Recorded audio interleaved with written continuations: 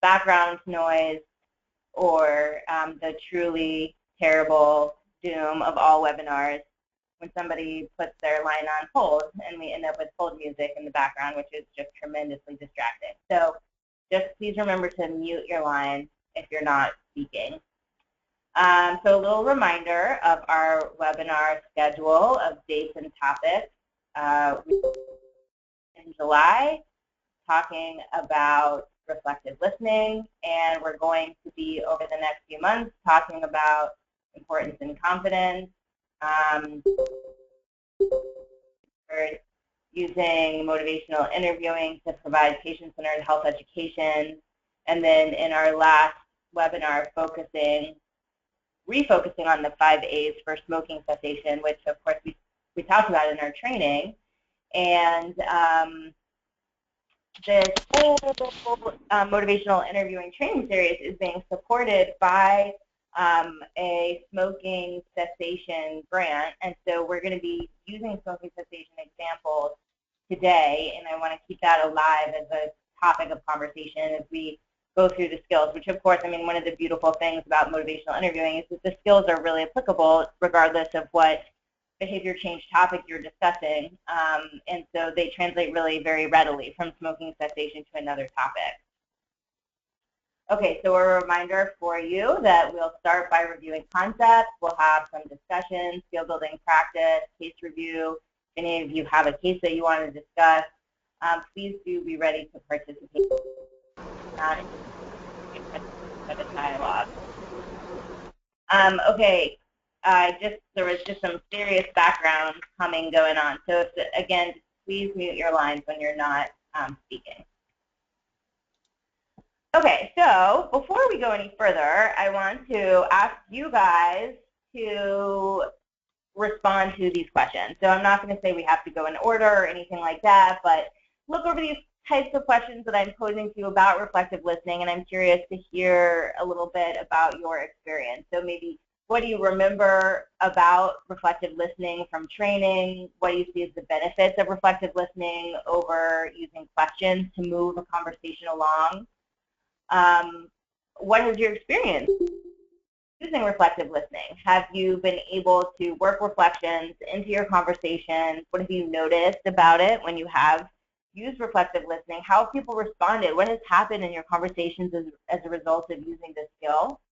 And finally, because if you recall, the real interviewing, what really drives us along here is the spirit. So we always want to be thinking about how our particular communication skills and paths are connecting back to the spirit, which is that way of being with people that we use in motivational interviewing. So I'm curious to hear also your perspective on how is reflective listening connected to spirit? How does it convey spirit to clients or patients? So anybody have any thoughts that they would be willing to share as a response to any of these questions? Hi, this is Molly from Wiper. Hello. Can you hear me? Yes. Reflective listening has worked really well with our patients here. It offers an opportunity for clarification when we aren't quite being able to understand where they are, and I found that patients feel very validated when I do a lot of reflective listening back at them. Very actually use it to create more clarity in conversation. And I'm curious what you have observed when you say patients feel really validated. What is it that, how can you tell? Usually it's when someone takes a deep breath or they sort of settle in with their body language. They're like, yeah. And they're like, that's it. And sometimes they'll say something like that. And then they're willing to move on from that piece. Because we have a lot of patients that maybe perseverate on the same thing over and over again. And then when they really hear it reflected back at them, that can be really moving. And actually, sometimes I think patients can't hear what they're saying. And when I reflect back, I'll choose what to reflect back, and I'll reflect back the positive thing, the forward-thinking thing that they're saying. And then they're like, wow, yeah, I did say that. Yeah. And they'll feel more powerful because of that. Very cool. So you're seeing the body language of people conveying relaxation or or seeing that just feeling heard and understood allows them to be able to make progress, just even within the conversation, being able to move on. And then it also sounds like you're really doing a good job of using reflective listening to shine light on particular things that you're hearing people say, which is, of course, that directive element of motivational interviewing. So even though we're being very, very empathic, we also are being directive. So there's that balance that we're always trying to kind of walk between being empathic, being understanding, but also helping people focus on particular parts of their experience to help them get unstuck from ambivalence. So that's terrific. Anyone else have any comments about reflective listening? You can answer. Thank you for sharing that, Molly.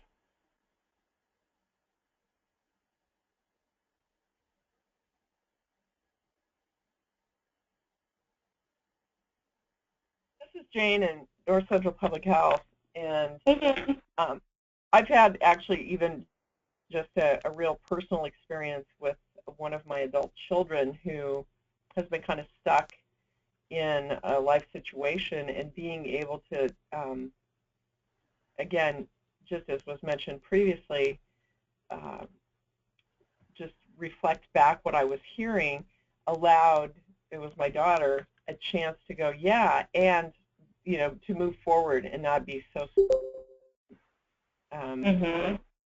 what the issue was, and I do think that it indicates just a higher level of engagement, and that you are compassionately caring and really hearing what the person is saying, and creating a greater, I think, sense of safety that I can go ahead and explore this idea or this topic or this so what, and feel okay about it.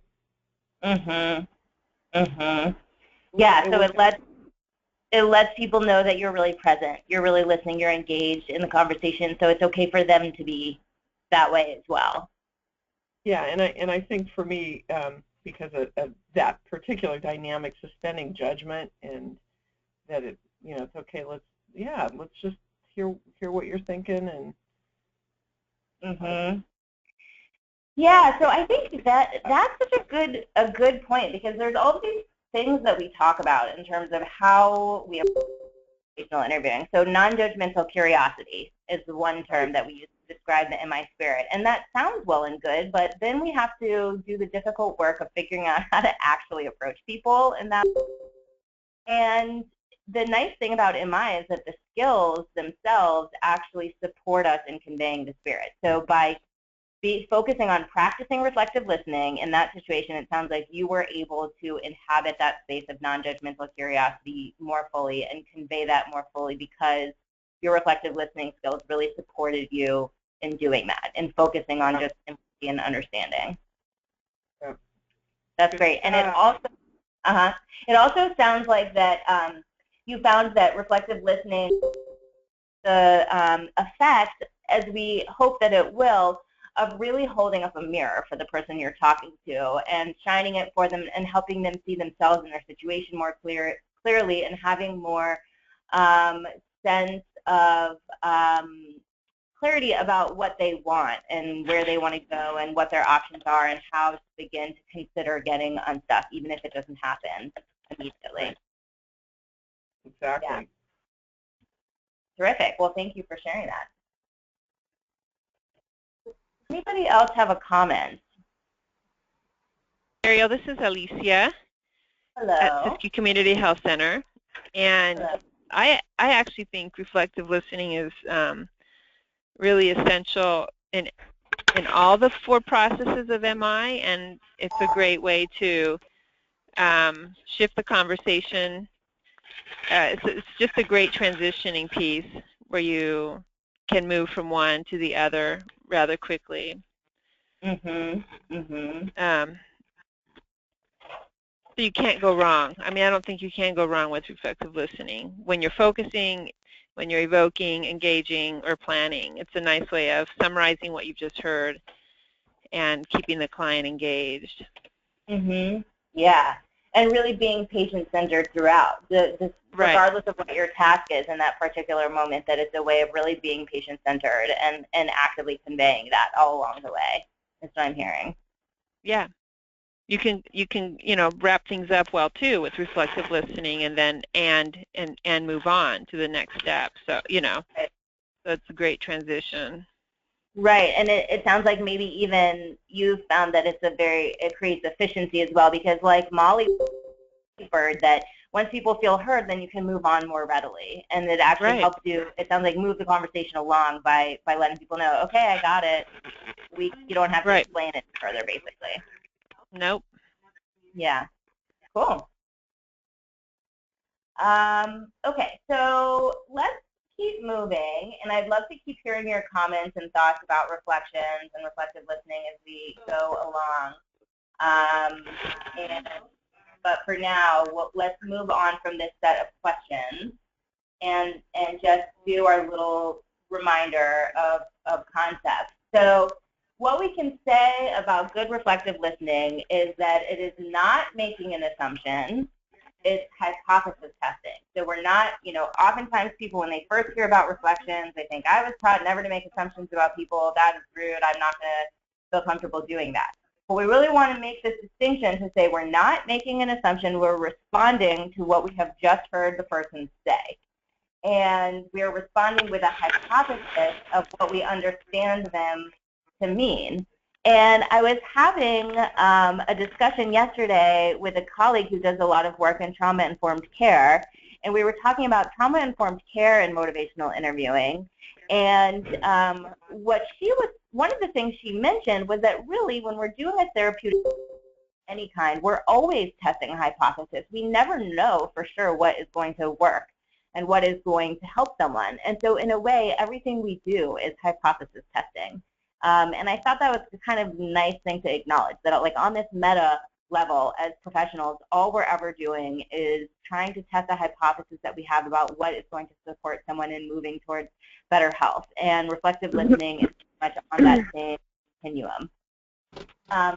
So here's that term, non-judgmental curiosity. It's based on that gentle interest in people and a willingness to accept people as they are, where they're at, and sometimes you got to fake it till you make it, right? Some people are much more triggering to us because we're all humans with emotions and baggage and whatnot, and sometimes we have to do more work to actively manage our own reactions and to try to maintain that mindset and heart set of non-judgmental curiosity, but that is indeed something that we can cultivate and that we can adopt more readily over time and inhabit more readily over time. So, of course, with reflective listening, what we're trying to convey is empathy, or accurate understanding is one way that Miller and Rolnick define empathy. So not agreement, not approval, not affirmation, but just getting it, just understanding where someone's coming from. And, of course, this requires you as the listener to be unattached to being right. And I think that this is important to think about in a couple of different ways. So one is that you don't always have to be right about what you are reflecting. That if you reflect something inaccurately, that is typically not a problem. If you have decent rapport with someone and are conveying that you are just trying to understand where they're coming from with your tone, et cetera, then people will simply, in a very casual way, correct you. Just say, oh, that's not quite it, and they'll explain themselves. So the other thing that I think is important to consider here in terms of being unattached to being right is to think about all your professional wisdom and expertise and all the things that you know and the clinical knowledge that you bring to your interactions, and knowing that sometimes that stuff can interfere with empathy. And I'm not saying that you set it aside and don't incorporate it into your interviews at all, but that if you are very focused on your own clinical knowledge then and being right about being the clinical expert, then it's much harder to be in a space of empathy. So I think it's really helpful to just think about those two different ways in which we might want to be unattached to being right. in terms of reflective listening. So before I go on, I'm going to pause and ask if anybody has any reactions to anything I've just said, any comments or questions about this slide, any anecdotes about being wrong with reflections that you want to share. Anything really. Could be going back to some of those questions from the previous slide too, if anybody has anything to share. I have a question. Kathy. Oh, yeah, please go ahead. Was it Kathy? Oh, I'm It's Kathy from All Care. So I was just going to say, you know, I used to hesitate in, you know, kind of testing the hypothesis sort of thing, but the more that I've gotten comfortable doing it, the more I realize that if you're really off base and not hitting the target, that they'll definitely let you know. And so there's just comfort in that, of knowing that if you're a little off mark, that people really do want you to understand, and they'll say, well, not exactly, or yeah, and so it's just a helpful tool. Yeah, right. So you rarely run into problems with being wrong, and it actually might be helpful because you might actually learn more, get more clarification by being either wrong or just a little off. It sounds like when you're a little off and people have that reaction of like, yeah, and they say more about it, and then they get to the point. I mean, I'm sure you guys have all heard this. When you nail it and someone says exactly, and there's nothing else they need to say because you got it. And that it's great to get there, but it can be really helpful to be wrong several times along the way, because then you can get to that point of hitting it right on the head. Yeah, it kind of teases it out. Right, exactly. Thank you for sharing that, Kathy. Was there someone else who was trying to speak a minute ago? I had a question. This is Molly from Whitebird. So I try to come from a place where I am hypothesis testing, and I remember in the training you told us it really is good to just leave off the prefacing, and I've struggled over the last few months with that. So I like sometimes it's about half and half. So I'll leave it off, but when I leave it off, it's not natural still. And sometimes I'll put it in. I'll be like, I'll say this, and it sounds like this, or I'll add that in. Just to make sure that they know that I'm hypothesis testing. So I was just wondering how, I guess if you could clarify more about the prefacing and how do you make it known that it's a hypothesis when you're reflecting if you don't do the preface. I'm wondering if anybody else wants to respond to that question before I do. I could share some ideas, but I'd love to hear if any of you guys have any comments. This is Jennifer. I'm in Roseburg, or in Winston, and I guess I've noticed myself when I do reflective listening that I'll use prefaces with patients I have less rapport with and less connection with, and then when I have better rapport and better, more secure in our, interactions, I've known them longer, whatever, then I'm less likely to use prefaces. I don't know that answers your question exactly, like, how do you not do it? It's just something I've just noticed, that when I'm more confident about this interaction, then I'm less likely to say, so it sounds like, and then, so just kind of, I think it kind of develops over time that in this interaction, or even as I just get to know the patient better, then I'm less likely to feel like I need to explain or, preface what I'm doing. Yeah. Thank you for sharing that. I think that relates to what the way that I typically talk about it is that I think it's implied, that we don't really need to say, so what it sounds like, or what I'm hearing you say is, because I think that that's kind of implied by the nature of reflections themselves and the tone in which we use them. And it sounds like, Jennifer, what you're describing is that as you get more comfortable with someone, you feel more confident that that's being implied, and so you use the prefacing less. Right. Does anybody else have any comments about that? And does that help answer your question at all? Yeah, I think it answers my question, because I think you're right. The tone of voice and where I'm coming from does come across. And I think that my experience is similar to, I think it was Jennifer, because I think that I use the prefacing more when I'm less comfortable myself, and that happens more with patients that I don't know. Because the patients I know really well, if I'm reflecting, I've gauged them already, and it's less of a hypothesis, I guess. Like, it's more confident. Right. And I also think that as you get more comfortable with reflective listening as a mode of communication, that you will just naturally use it less and less. And I do think that most people, even who are very expert, will still say it sometimes. Like, if you guys remember that video we watched with Terry Moyers and Jim the Rounder, where he was in the car accident, that he got arrested for a DWI, and she's doing this initial interaction with him at the counseling center after he's been mandated to be there, basically, and he's pretty pissed off about it. Anyway, she said that. In that, I've watched that video many times, so I can basically quote the whole thing for you. And I know that she does at one point say, it sounds like you feel blah, blah, blah. I can't remember exactly what it is. But so she is truly an expert, and she still says it. So it's certainly, I'm not suggesting that you would never ever say it, but I do believe that as you get more comfortable, that it will feel less and less important to incorporate, and it will just be used here and there. Anyone else have any questions or comments about reflections before we keep going?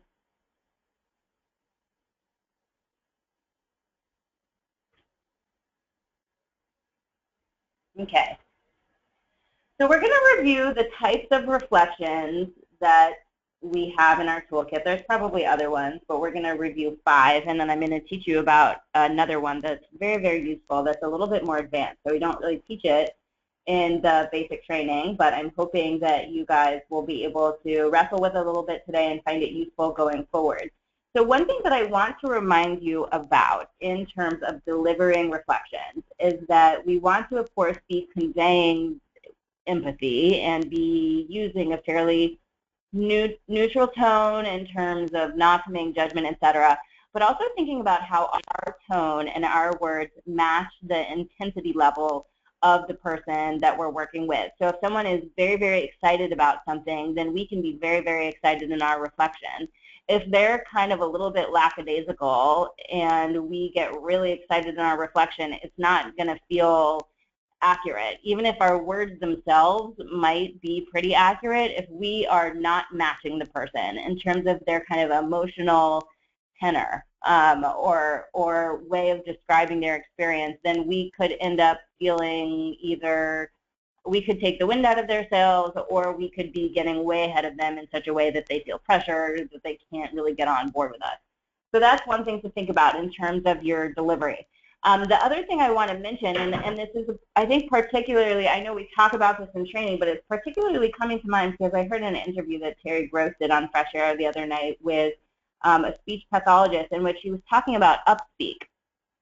So that's that tendency to bring our voice up at the end of sentences that has become an epidemic, really, according to this speech pathologist.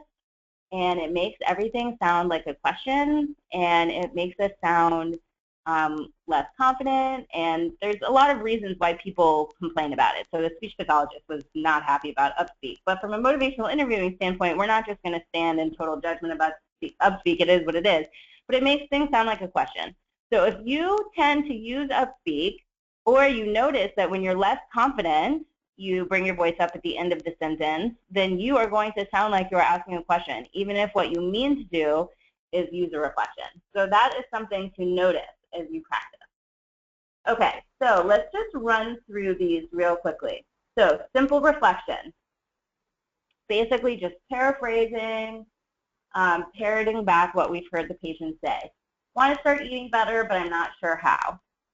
So reflection might be, you're not sure what a healthy diet would look like for you. So that's the simple level. So here's a meaning or feeling reflection where we're trying to reflect something about either the underlying meaning, a sort of reading between the lines kind of response, or reflecting the emotion that we've heard. So if someone says, I just start to get really anxious and depressed if I even think about quitting smoking. So one reflection we could say that would be a more complex reflection would be, you feel a kind of grief at the thought of losing cigarettes as a standby in your life. The double-sided reflection is that really handy way of reflecting reflecting ambivalence. And I'm going to ask you guys to be paying attention to the nuances in this and to let me know what you recognize as a nuance in how we deliver this. So if this patient statement is, I start exercising, but I'm so tired at the end of the day. All I want to do is sit down and put my feet up. So a double-sided reflection we could offer would be, on the one hand, you're exhausted by the time you finish your day at work, and on the other hand, you really like to fit more movement into your routine. So what do you notice about that way of providing that double-sided reflection that is strategic? I noticed that the positive behavior change is at the end of the sentence. Yes, exactly. We end on the positive because people are likely to pick up where we've left off in conversation. And if they're very ambivalent, they'll go back to talking about how tired they are at the end of the day. But this is part of how MI helps people, is by just putting this emphasis on change over and over again, even in a conversation about ambivalence, really. So what is the other strategic little thing going on there? The use of and versus but. Yes, or exactly. Something else. Yeah, and can you explain why we would use and instead of but? Well, it kind of joins the negative with ending on the positive, like was said earlier, but it doesn't sort of, what do I want to say, make it sound like a negative. I'm not coming up with the right language, but. Yeah, it doesn't like cancel out the first part. It's saying these things can coexist. It's an both and situation. Mm-hmm. And it's okay to feel both. Right, exactly. So when we use these double-sided reflections, which are very, very helpful, the ways we can be particularly strategic about it are to use the conjunction and to finish on the positive, end on the positive, end on the reasons for change. Okay, so a couple more. Metaphor. This one, I think, I love metaphor, and I think for some of us it kind of just comes into our minds and some less so. So that's something to notice. If you like metaphor, you could create like a little running list for yourself of something, of metaphors that you find useful that you can use with people. So an example would be the patient statement. I really do want to quit drinking, but it's hard to even imagine. I would have to change so many things about my life, who I hang out with, what I do to unwind, what I think of as having a good time. So a reflection using metaphor could be, and this metaphor could be used really regardless of the behavior change. If somebody is facing something overwhelming, you could say, you kind of feel like you're staring down your own personal Mount Everest here. Like you got a really big mountain to climb in front of you to make this change. So that's the kind of metaphor you could just put on your list, and you could use it in talking about really most any behavior change that someone found overwhelming. It's, I think, useful because it acknowledges that what might not be a big deal for one person could be a really big deal for another one, that idea of your own personal Mount Everest. So it's there's something very personal about it. Okay, so then the amplified reflection is where we overstate the sustained talk. And this is one that should be used with caution because it has the potential to sound sarcastic and biting. So we really have to watch tone of voice and be very neutral. So for example, if someone says, I know my blood pressure is high, but I feel fine. An amplified reflection could be, you see no harm in your current blood pressure level. Now, if someone is ambivalent about it, they might say, well, I know it's not good for me for my blood pressure to be up, blah, blah, blah. So that's the goal. We want people to like back down from their sustained talk by us as a reaction to us having overstated it. Now, if we have someone who just affirms their sustained talk, if that person responds by saying, yeah, it's no big deal, I feel fine, then you may not have achieved the result you were hoping in terms of evoking change talk using the amplified reflection, but you will have found out something about where that person is at. And then you might have the opportunity to say, would it be okay if we talk for a few minutes about the effect of blood pressure on your heart health, even if you're not feeling any symptoms now? What do you know about how high blood pressure affects your heart over time, or something along those lines, so you know maybe this is an opportunity to change courses in the conversation if the person's not backing down from their sustained talk. Okay, so any questions about any of those? Sorry, I'm getting this message that screen sharing is being paused, but I can't figure out why. Hold on one second.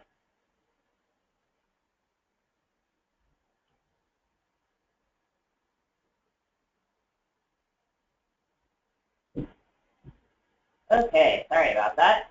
Okay, before we move on to forward-moving reflections, any questions or comments about these kinds of stories? Has anybody used an amplified reflection to good effect that you want to talk about?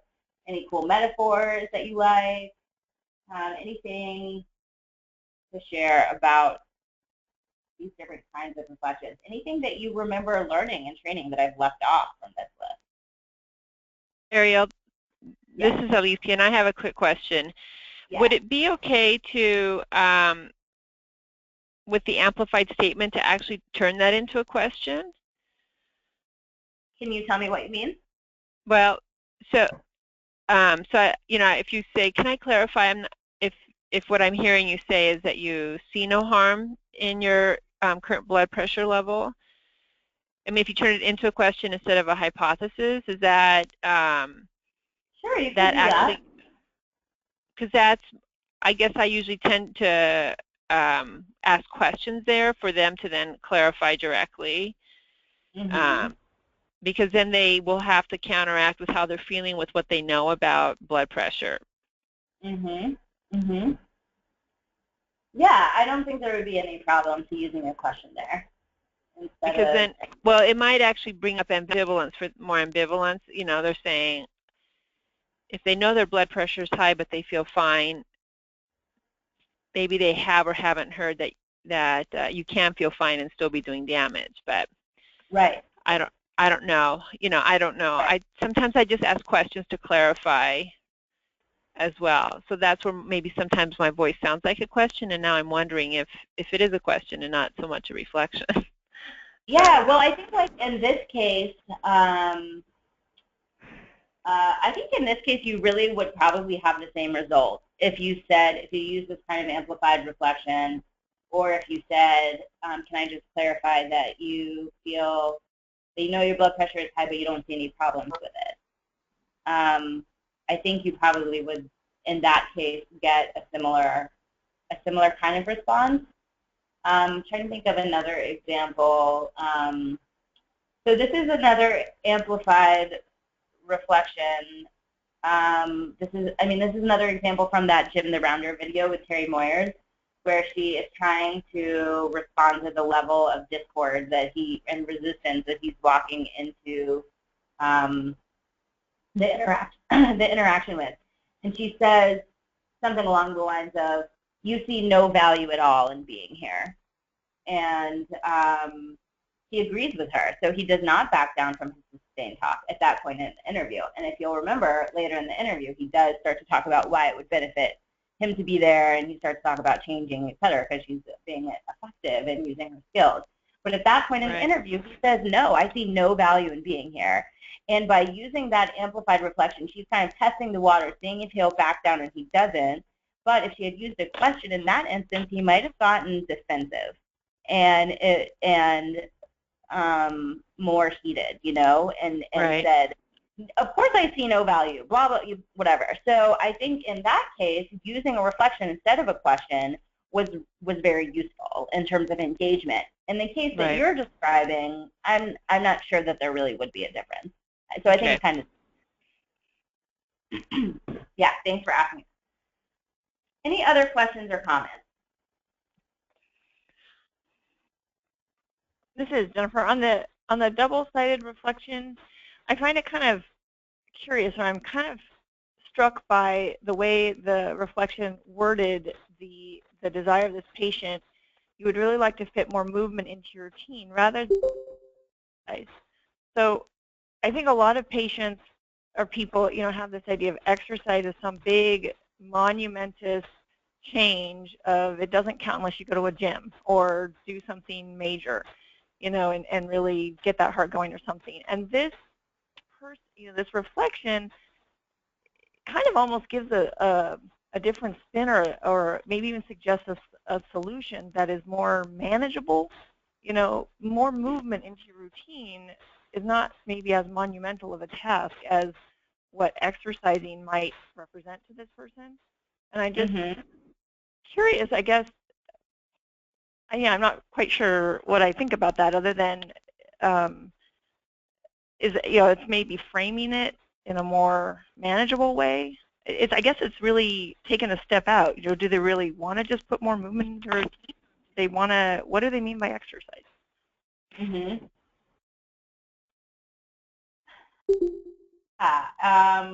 I think that's a pretty good segue into our topic for today, which is forward-moving reflections. And let's table that and come back to it in a minute, if you don't mind, Jennifer, and talk about it in the context of a forward-moving reflection. Oops, I'm going the wrong way.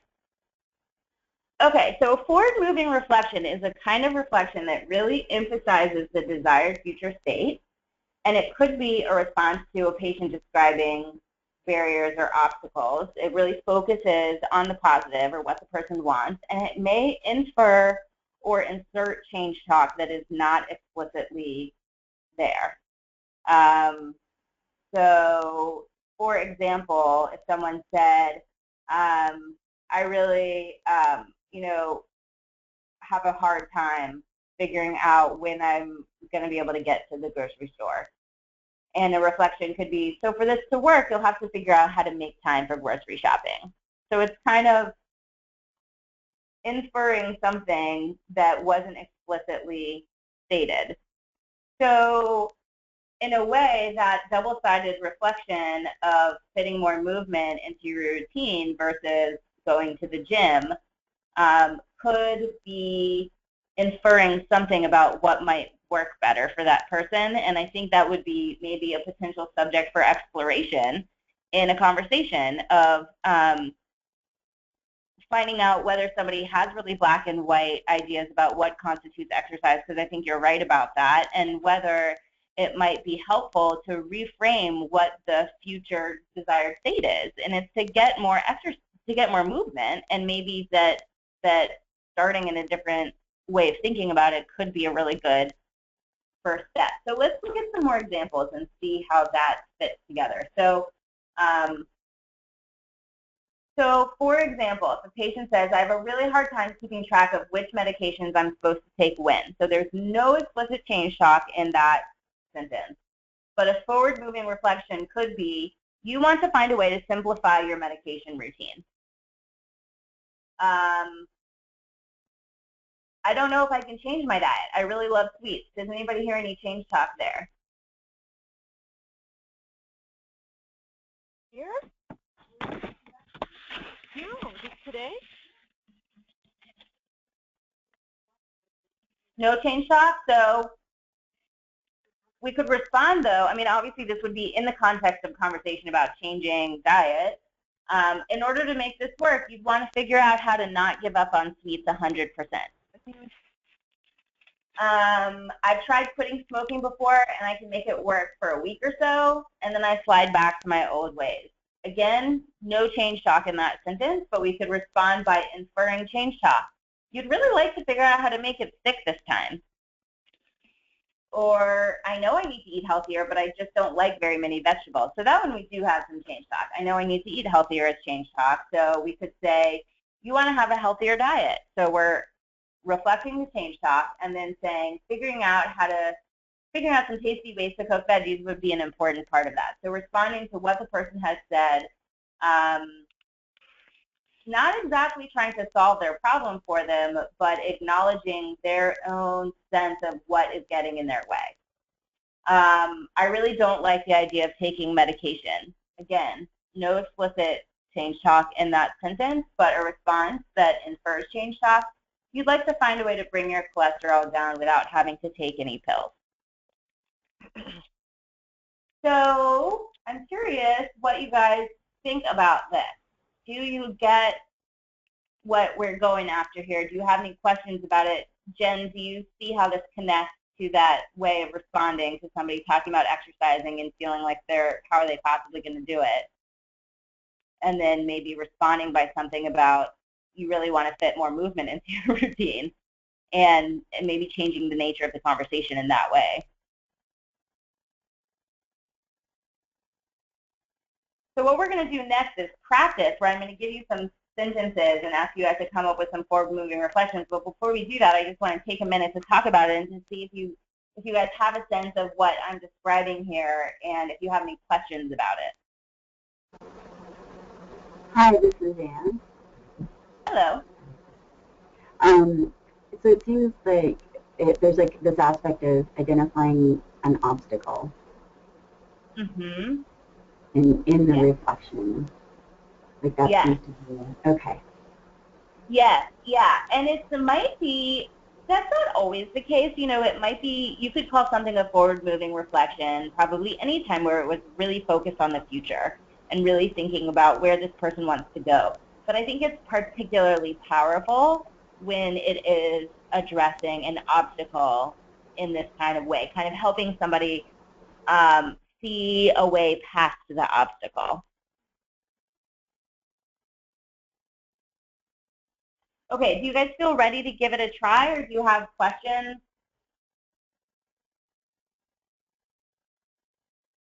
Any more clarification required before we keep going?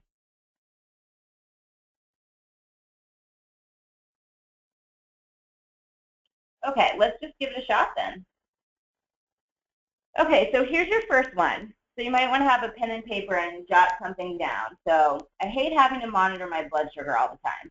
It makes me feel like a weirdo. I know it's useful, but what a pain.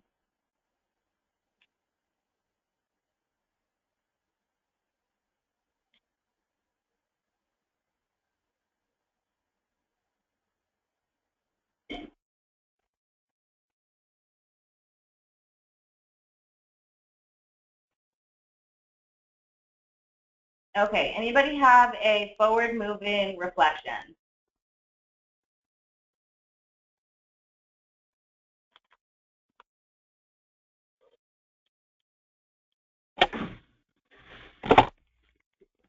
Well, you could capitalize on that they know it's useful. So you recognize there's a purpose to checking your blood pressure. You just need some help not feeling like a weirdo. Yeah. Well, anyway. Yeah. I think that's great. So you could say you really recognize how useful this is, and it also sounds like you'd like it if it made you feel less weird or something like that, kind of thinking about how to make it less uncomfortable. And that's kind of the one I wrote also was along those lines of you'd like to figure out how to make monitoring more tolerable. So the same kind of idea of acknowledging you see that this is valuable, and let's see if we can figure out how to make it less irksome to you. Anybody else have one for this first one?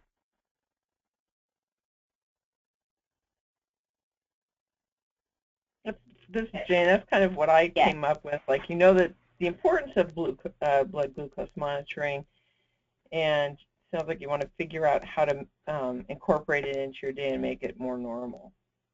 Yep, there you go. That's terrific. All right. I know I need to drop some weight to take the pressure off my knees, but I feel defeated even thinking about it.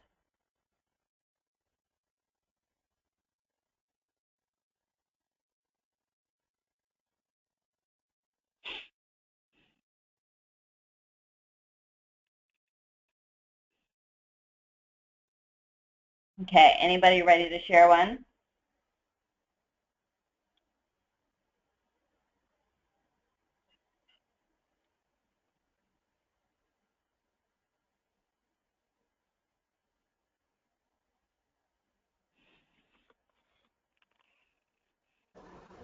I guess just acknowledging that like you need to lose some weight, but you get pretty discouraged about being able to. Yeah, so how might you frame that would help someone think about it in a more positive way? Right. So you need to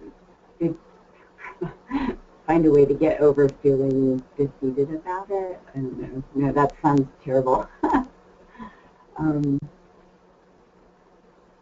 So you'd like to feel more confident about being able to do this. Okay, yeah. That would be one way to maybe say, instead of saying you'd like to get over feeling defeated. Yeah, right, like get over it. No. Yeah. Okay, right. You'd like to feel more confident about being able to. Yeah. It really is like focusing on whatever that negative thing is that's getting in their way. How do you flip that to a positive? Yeah. So that you see that there's potential movement in that direction. Yeah. Does anybody else have an idea of how to do that for this one? Jane, do you have one? No, but it was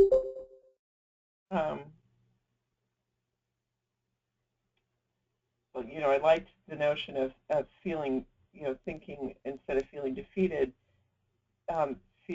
figuring out strategies where you can feel success. That it's important, that your knees are bearing the brunt of your weight, and you're wanting to, and it sounds, or not need to. It sounds like you're, or that developing positive strategies in overcoming this might be helpful. Yeah, there you go. That's great. Yeah, what I came up with was figuring out how to get some early wins is going to help you keep up your motivation. So exactly what you were saying. So that's about being confident, coming up with successful strategies, acknowledging that in order to not feel defeated, you're going to have to do something to feel more positively about this effort. Okay, how about this one? I don't know what to do. Seems like I've tried everything and I cannot get my cholesterol to come down.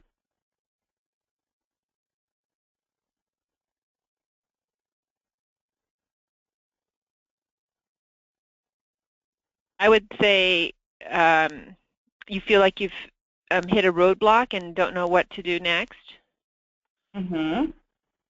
Or I don't know, you can open it up to more of a...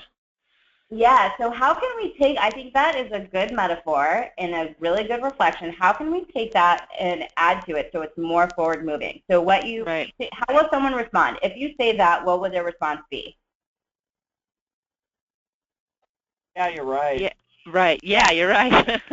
They'll agree with you and they'll keep going with their sustained talk. So how could you add something to what you just said? Because I think that's a terrific start to make it more forward moving. So if you said you feel like you've hit a roadblock with this. Well, I was thinking the same thing around the needing to lose weight, about the defeat. I was thinking of asking them, when have they had a success, or have to share more of a positive. But this is also relating to a sense of hopelessness, that they're scared, or that they can't. Right. They don't seem to know what else is out there, because actually for some people, the field of getting cholesterol lower is very challenging. So I don't know if you normalize that, if that would be helpful to not keep them in that hopeless space, but to also say to get, I don't know. Or acknowledge you've really worked hard on this, and it would be nice for you to feel like you had could have some success at this. So it's very similar to it seems very similar to me to the one you knew before, that like even though they're not saying it right out, there's like a sense of feeling defeated in this. Right. And so, yeah. So acknowledging that you've worked really hard on this, and it would be really nice if you could feel like you had you could have some effect and have some success on it. Yeah, I think that's a good one. I like that one. Was there somebody else who had an idea? Well, I had an idea. How about like getting your cholesterol down is really, really important to you, and it sounds like exploring some other possible options or strategies might move you forward in getting that to happen. Yeah, so you're opening absolutely. up yourself to be able to say, so let's explore what have you tried and what haven't you tried. Right, absolutely. And you're also affirming that this is really important to them. And so I think those are all good strategies. What's coming to my mind, too, just to go back to that original metaphor that I think it was Alicia who mentioned, that you really feel like you've hit a roadblock with this. I would start with that and then just add, and you really want to figure out how to get past it. Yeah. And so that way you're acknowledging you feel stuck, you've hit a roadblock, and you're really determined. You're going to figure it out. So it can just be that simple. Okay, I'm so frustrated. The doctors can't seem to figure out what's wrong with me. They don't talk to each other, and everyone tells me something different.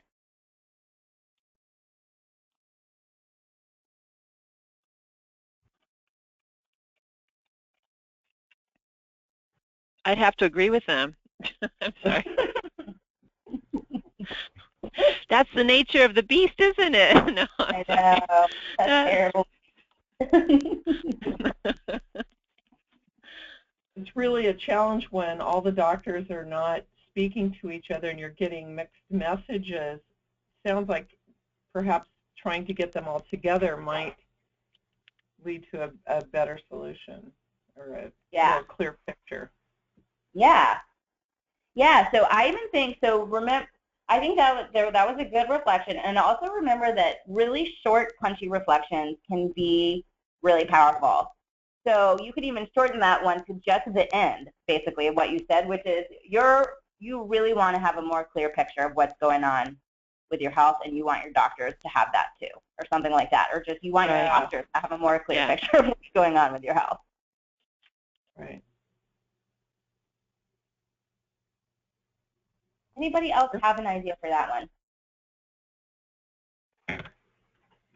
This is Jane. I would start to have another meeting, so I'm going to say bye.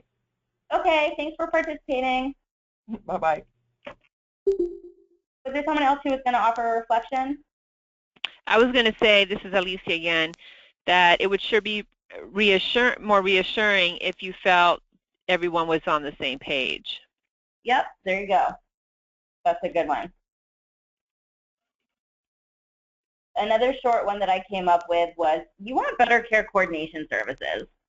So for all of you care coordinators on the line, we'll keep you in a job. Can't believe I'm having so much trouble with smoking. I'm hiding out so no one will know I'm so weak. You'd think not being able to breathe would be enough to get me to quit.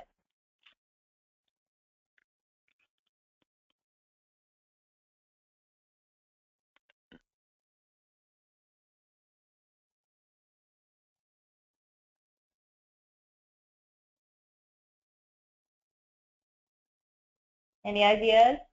Anybody who we haven't heard from yet willing to share a reflection? You're feeling ashamed because you understand the importance of this to your health, and yet you're still unable to do this. Yeah, so that's a good, accurate reflection. And how do you think someone would likely respond if that was the reflection that was offered?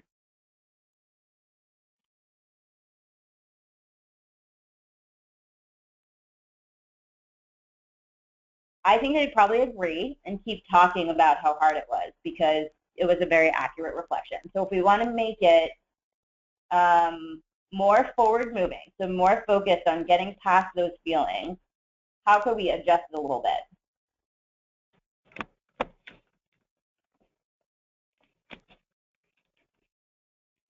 I would acknowledge the addictive nature of nicotine somehow in that.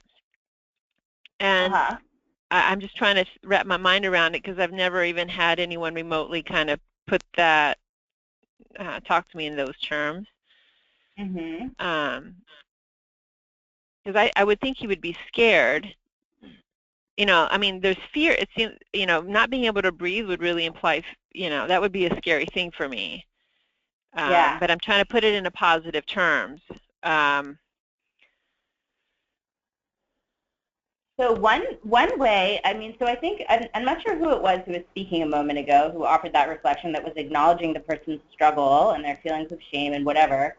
One way, again, short, sweet reflection that would acknowledge those feelings but also maybe help them think that there is a light at the end of the tunnel, to say something like, you really want to get past this struggle, or these feelings that you're having of shame and feeling scared about this are really tiresome, and it sounds like you really want to put those feelings behind you. What do you guys think about that?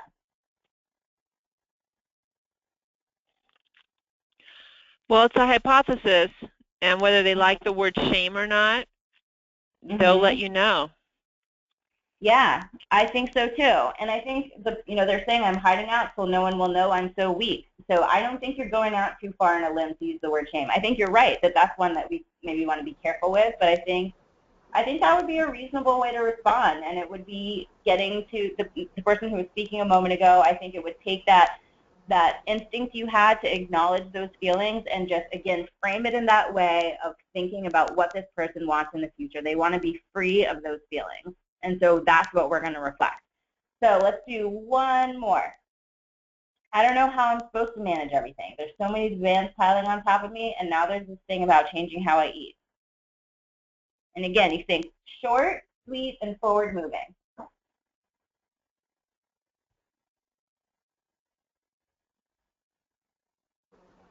Sounds like you have a lot going on and you'd like to figure out what priorities to address next. Yes, very good. Was there another person who had one to offer? Yeah, there's a lot of you've got a lot of demands and there's a lot of stress on you. It'd be great to figure out how to how to change how you eat without adding to that stress. Okay. Yeah. Yeah, there you go. That's good. What I came up with was you want to get to a place where you feel less overwhelmed. So that's not even really addressing the eating thing, but it's kind of like along the lines of what Alicia suggested, was just acknowledging like you want to figure out what your priorities are. But I think that was Anne who was just talking, and I think yours was really good as well. You want to figure out how to change your eating habits without adding to the stress. Okay, so we're basically out of time, but I want to say that I found the concept of forward-moving reflections to be extremely helpful in working with people to facilitate change. And I wish we had more time to discuss it now that we had a chance to practice. But since we don't, what I will say is that I hope you guys try to work with us a little bit over the next month. And we'll start our next webinar by talking about forward-moving reflections, whether you've been able to use them, whether you get it, whether you have any questions about it. And if you want to email me, if you feel like, man, I don't know what you're talking about in this webinar, please do get in touch. I think this is a really important concept, and I'd be happy to talk with you about it or email with you about it. So I want to thank you all for your time and wonderful participation today, and we'll be together again on. So until then, take good care. Thank you, Ariel. You're welcome. Bye-bye. Bye.